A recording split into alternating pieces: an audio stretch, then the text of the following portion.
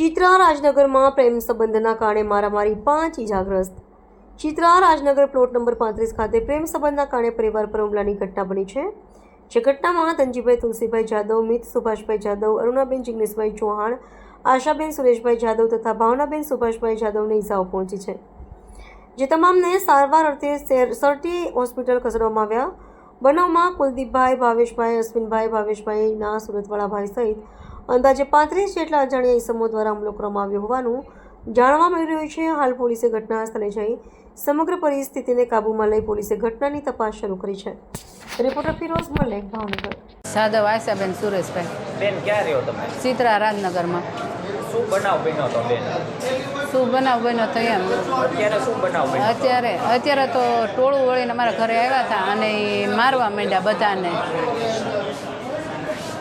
કેટલા જણા હતા? ટોળું વળીને હતા બધા। કેટલા વ્યક્તિઓ હતા? એમાંથી કોઈને તમે ઓળખો છો? હા, અમે બે ત્રણ ને। શું નામ છે?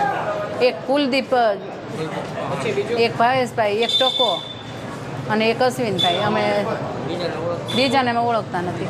લોકો શું હથિયાર લઈને આવ્યા હતા? એની આગળ ગુપ્તી હતી અને 4 4 વ્હીલ હતી અને બધા એ 4 વ્હીલમાંથી ધોકા કાઢ્યા। એ લોકો માથાકૂટ કરવા આવ્યા હતા, એનું કારણ શું છે?